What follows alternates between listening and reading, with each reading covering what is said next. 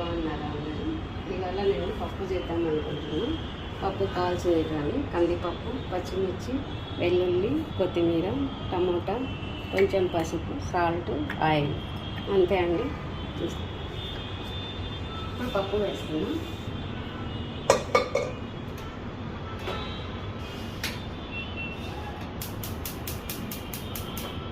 వంద గ్రాములు ఉంటాయండి.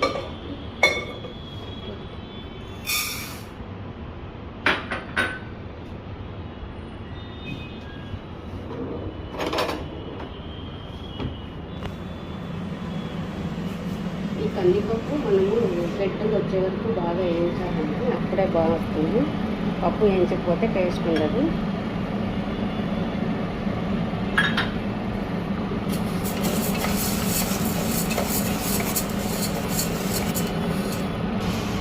ఇక్కడ కలర్ వస్తుందండి. వేయించుకున్నప్పుడు మనము రెడ్ కలర్ రావాలి. ఇంకా రాలేదు. ఇప్పుడు కలర్ రెడ్కి వచ్చినప్పుడు మనం ఇవన్నీ వేసుకుంటే స్మెల్ కూడా చూడండి బాగుంటుంది. నేను ఈ మధ్యనే యూట్యూబ్ ఛానల్ స్టార్ట్ చేశానండి. చూసారా నేను చేసిన వీడియోస్ ఒక 20 అలా చేసింటా. ఇప్పుడే స్టార్ట్ చేసాను. నేను ఏ వీడియో చేసినా కూడా టమోటాలు మాత్రం ఎక్కువ వేస్తూ ఉంటా చూడండి. స్మెల్ ఇలా పప్పు వేయించుతుంటే కలర్ మారే తలకి మనకు స్మెల్ కూడా బాగా వస్తుందండి. పప్పే కదా అని అనుకోవద్దండి. ఒకసారి యాక్టివ్ ఇలాగే నేను ఇలా చెప్తాను అలాగే చూడండి. మీరు ఇంకా బాగా చేసిండొచ్చు, కానీ నేను చెప్పినట్లు ఒకసారి ఇలా చేయండి. ఇప్పుడు చూడండి కలర్ బాగా రెడ్గా వచ్చేస్తాను. ఇలా వేగిన తర్వాత ఇప్పుడు ఇవన్నీ వేసుకోవాలండి నేను చెప్పినట్టుగానే. ఇప్పుడు నేను చూడండి వెల్లుల్లి వేస్తున్నాను కదా, ఆ ప్లేస్లో మీరు ఉల్లిగడ్డ వేస్తారు. నేను ఉల్లిగడ్డ వేయలేదు. పచ్చిమిర్చి చూడండి ఇలా సన్నగా ఇలా ఉన్నాయి. ఒక 7 వేసాను. కొత్తిమీర, టమోటాలు ఎక్కువ వేస్తాను. ఒకసారి ఇలా టమోటా వేసి చూడండి. నేను చింతపండు వేయట్లేదండి దీంట్లో. మీరు కూడా అలాగే వేయండి.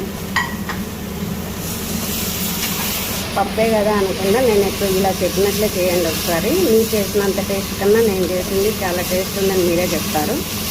నేను ఇప్పుడు అంతే వాటర్ వేసేయాలండి.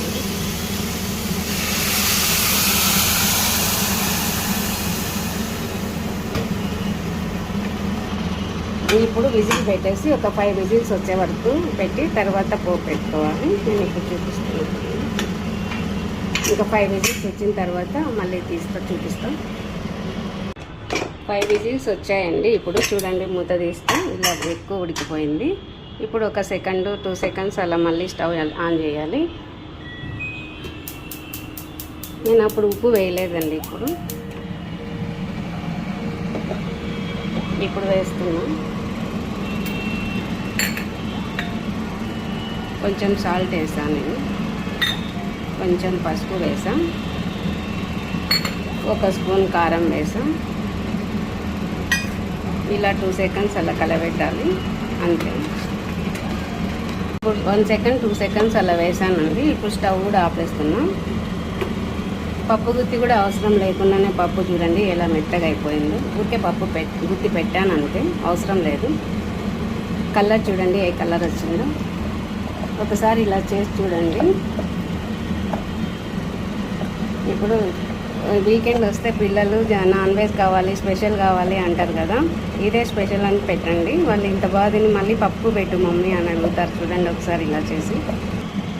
ఇప్పుడు అయిపోయిందండి పప్పు, పక్కన పెట్టేసుకున్నాం. ఇలా పోపు పెట్టుకున్నాము. నేను ఇప్పుడు పోపు పెట్టుకోవడం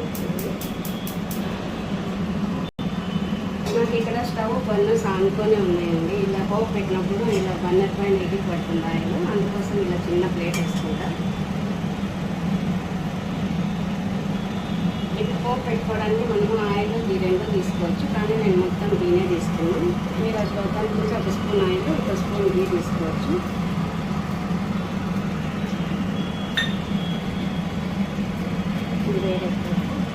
ఇది తాలింపు గింజలండి. ఆవాలు, జీలకర్ర, మినప్పప్పు, శనగపప్పు,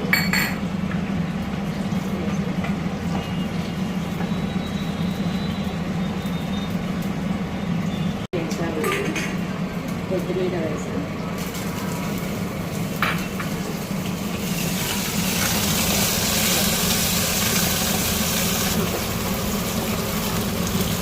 ఇప్పుడు ఇంగు వేస్తాను చూడండి.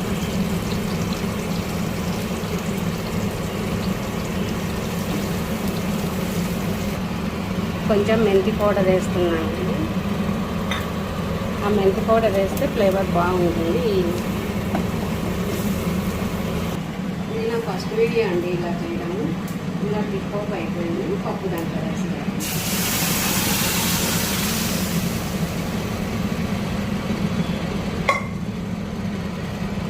స్మెల్ అయితే చాలా బాగుందండి మాకైతే. మీకు తెలియదు కదా, కలర్ చూడండి రెడ్ కలర్లో వచ్చింది. మీరు కూడా ఒకసారి ట్రై చేయండి ఇలా. బాయ్.